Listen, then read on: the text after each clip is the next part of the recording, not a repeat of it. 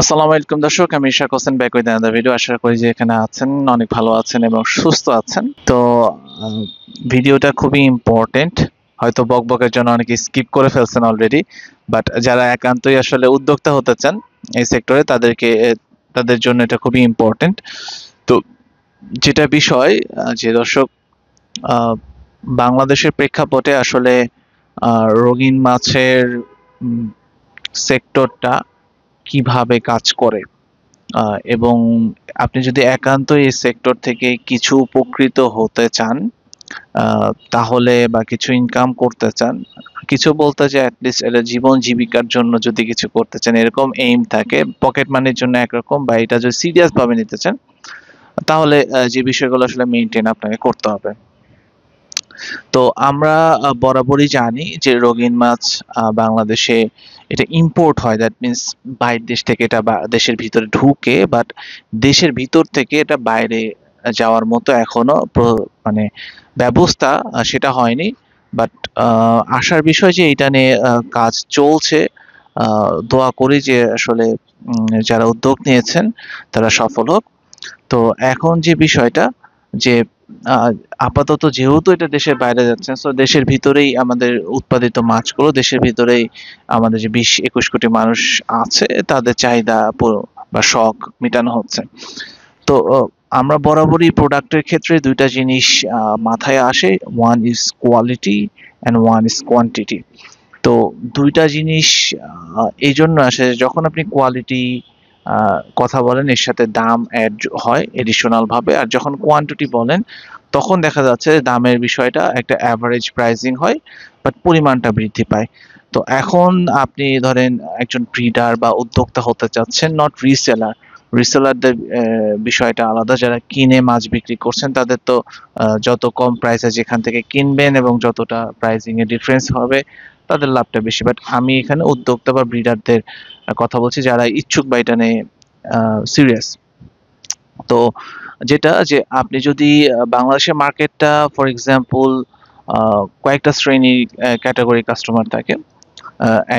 একটা শ্রেণী হলো শৌখিন, তাদের price doesn't matter, they need beautiful fish, যেটা আসলে তাদের শান্তি দেয়, আহ, ভালো লাগে, সোজা কথা শৌখিনতার এক্সট্রিম লেভেলে।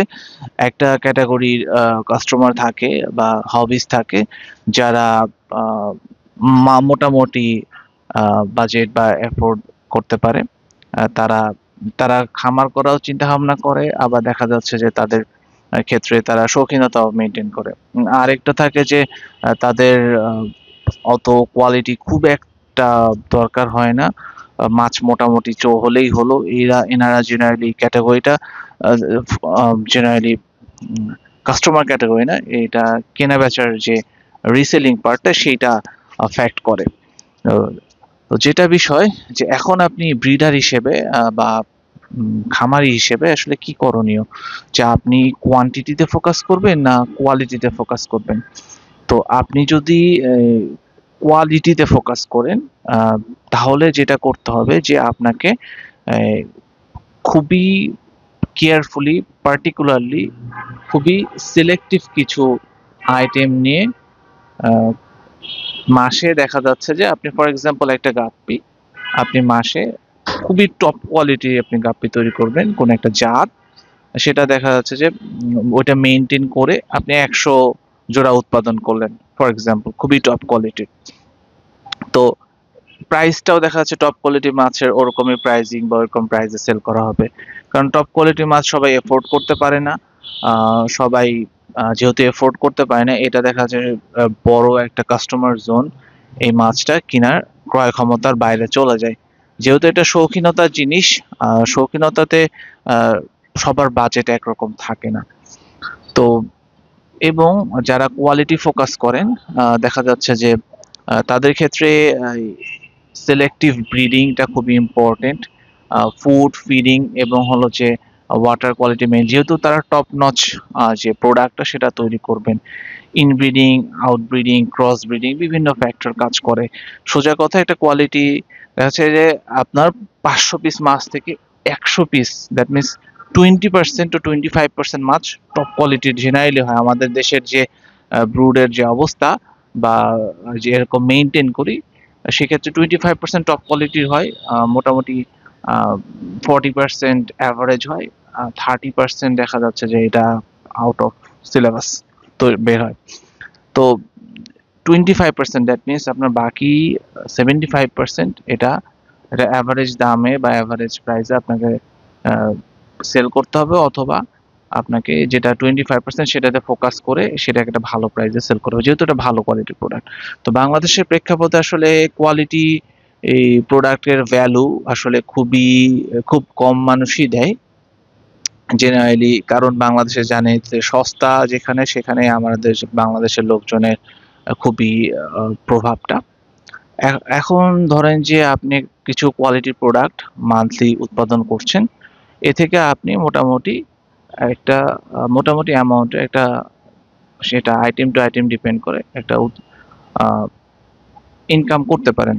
এখন আমি যেটা ফোকাস করছি যে কোয়ালিটি এবং কোয়ান্টিটির মাঝামাঝিতে। তো যেটা বিষয় যে কোয়ান্টিটি করলে আবার অনেকে মনে করেন যে কোয়ালিটিটা খারাপ হয়ে যায়। তো কোয়ালিটি এবং কোয়ান্টিটি কম্বিনেশনটা কি, যে যেখানে 10-এর মধ্যে 7.5 8, দ্যাট মিনস এই রেঞ্জে মাছটাও সুন্দর, বাট এত এত দামি হবে না। দ্যাট মিনস সবাই এফোর্ড করতে পারবে, কারণ দিন শেষে এটা তো খাওয়ার জিনিস না। দিন শেষে আপনি যদি আপনার প্রোডাক্টটা ট্যাঙ্কের মধ্যে ফেলে রাখেন এবং এটা দিনের পর দিন এখানে মারাও যেতে পারে, পচেও যেতে পারে, নষ্ট হইতে পারে।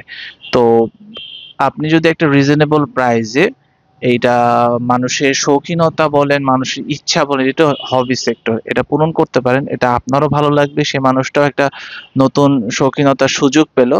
তার মানে এই না যে পানির দামে একদম মাছ বিক্রি করে, একদম তা না। একটা জিনিস বলি, আমি নাম বলছি না, আমার খুব ঘনিষ্ঠ এক বড় ভাই, আহ, ওনাকে নাম না বললে হয়তো অনেকে চিনবেন। তো ওনার বিশাল একটা খামার। তো উনি পার্টিকুলারলি খুব বেশি 3টা আইটেম প্রডিউস করে, বাট হিউজ কোয়ান্টিটিতে, এবং 3টা আইটেম সে ভালো কোয়ালিটির, মানে ডবল গ্রেড তা না, বাট ভালো, দ্যাট মিনস 10-এর মধ্যে আপনি 7.5 8 8 এরকম ক্যাটাগরি করেন, হিউজ কোয়ান্টিটির। তো দেখা যাচ্ছে যে ফর এক্সাম্পল আপনি যদি কোনো মাছ, পোলার প্যারটের কথা বলছি আমি, কিন্তু just উদাহরণ দিচ্ছি, যে বছরে আপনি যদি মাসে টার্গেট নেন যে আমি 3,000 বা 4,000 পিস উৎপাদন করব, এটাকে একটা সার্টেন প্রাইসে ছাড়বো, প্রাইসও আমি বলছি না কারণ এটা আমি কিন্তু একটা হিসাব করছি। তো টেট্রা এটা সার্টেন প্রাইসে ছাড়বো। তো এরকম ধরে যদি টার্গেট নেওয়া হয় যে প্রতি মাসে আমি 10,000 পিস মাছ 3টা আইটেমে ছাড়বো, এবং যদি 10,000 পিস মাছের দাম ন্যূনতম আমি যদি 25 টাকা করে ধরি, 25 টাকা, তাহলে দেখা যাচ্ছে 10,000 পিস মাছের দাম হচ্ছে অ্যারাউন্ড 2.5 লক্ষ টাকা। তো এটা ছোট্ট একটা হিসাব। তো মাসে 2.5 লক্ষ টাকা, দ্যাট মিনস বছরে এটা হলো আপনার প্রায় অ্যারাউন্ড 25-26 লক্ষ টাকা। তো যেটা বিষয় যে এর জন্য কিন্তু হিউজ সেট আপ দরকার। 10,000 পিস মাছ মাসে উৎপাদন করা মানে চারটেখানি মুখের বিষয় না। তো এটা সেট আপেও ফ্যাক্ট, আপনি সবার পক্ষে এই ধরনের হিউজ ভলিউমে উৎপাদন সম্ভব না, কিন্তু যেটা বিষয় আপনি যদি কোয়ান্টিটি নিয়ে কাজ করেন, পার্টিকুলারলি 1 থেকে 2টা আইটেম প্রচুর পরিমাণে করেন, হ্যাঁ আপনি তুলনামূলক কম প্রাইসে বিক্রি করেন, এমন না যে জঘন্যতম প্রাইসে বিক্রি করেন, একটা একটা রেগুলার প্রাইস যেটাতে মানুষ এফোর্ড করতে পারে। বাঙালিকে 10 টাকা বললে বাঙালি 5 টাকা বলে, 5 টাকা যদি বলেন ভাই 2 টাকায় দেওয়া যাবে, 2 টাকায় বললে বলে ফ্রিতে দেওয়া যাবে না। তো এত নিচে নামার দরকার নাই। তো যেটা যে কোনো পার্টিকুলার কিছু আইটেম আপনি হিউজ কোয়ান্টিটিতে করে এটা তুলনামূলক যদি কিছুটা মানুষের সাধ্যের মধ্যে প্রাইসের মধ্যেও দেন, দেখবেন যে ওই একটা আইটেম আপনার মেইনটেনেন্স করতেও যেরকম ইজি হবে, আপনি বিক্রি করতেও ইজি হবে, কারণ কাস্টমার অলরেডি জানবে যে না অমকের কাছে এই আইটেমটা সব সময় পাওয়া যায়, বছরে 12 মাসই পাওয়া যায়। শুধু কাস্টমার বলতে যারা রিসেল করে তারাও আপনার কাছ থেকে এই প্রোডাক্টগুলোই নিবে যে না অমকের কাছে এই জিনিসটা পাওয়া যায়। সো যেটা যে কোয়ান্টিটি ভার্সেস কোয়ালিটি যদি বলি, দুইটার মাঝামাঝি আপনি যখন কোয়ান্টিটিতে ফোকাস করবেন কোয়ালিটি ভুলে যাবেন তাও না, আবার কোয়ালিটিতে ফোকাস করলে কোয়ান্টিটি মেনটেন করাটাও খুব ডিফিকাল্ট। তো এজন্য বলবো যে একটা এমন প্রোডাক্ট তৈরি করার টার্গেট নেন যেটা 7.5 to 8। আমি এই টার্গেট করি যে আমি একদম 10 out of 10 প্রোডাক্টে ফোকাস করি না, বা একদম দেখা যাচ্ছে যে বিলো 7 এটাও ফোকাস করি না। আমি 7.5 to 8 রেঞ্জের মধ্যে প্রোডাক্টগুলো ওকে ফোকাস করি, এর মধ্যেই আমি অন অ্যান অ্যাভারেজ মাছগুলোকে রাখতে চাই। কারণ এতে দেখা যাচ্ছে যে আমি সবার যে চাহিদা বা যতটুকু শৌখিনতা সাধ্যের মধ্যে করার এতটুকু রাখতে পারি। সো হোপফুলি আপনাদেরকে বুঝাতে পারছি যে যে যারা এই সেক্টর ফার্মিং বা এই উদ্যোক্তা হবেন, একটু আইটেমগুলো গুছায় নেন, এলোমেলো ভাবে কাজ করে না ফর রিকোয়েস্ট। যার যেরকম সেট আপ সেই অনুযায়ী আইটেমগুলো সিলেক্ট করেন। আপনার দেখা যাচ্ছে যে ফলের ক্যারট আছে, আপনি চিন্তা করতেছেন আপনি গোল্ডফিশ ব্রিড করে পোনা বড় করে কোটিপতি হবেন, ইটস ইম্পসিবল ফ্যাক্ট। দেখা যাচ্ছে যে আপনি কুইকার ব্রিড করতে চাচ্ছেন, অনেক ভিডিও পাবেন যে কুইকার ব্রিড করে কোটিপতি হয়ে গেছে। এটা আসলে আহ, মানে ভাওতাবাজি ছাড়া বাস্তবতার প্রেক্ষাপটে এটা আসলে পসিবল, ডেফিনেটলি পসিবল, বাট সবকিছুরই একটা মানে সিকোয়েন্স আছে। সো ভিউয়ার্স, আর বকবক করলাম না, হোপফুলি আপনাদেরকে শর্টলি বুঝাইতে পারছি বিষয়টা। সবাই দোয়া করবেন, ভালো থাকবেন, সুস্থ থাকবেন, আল্লাহ হাফেজ।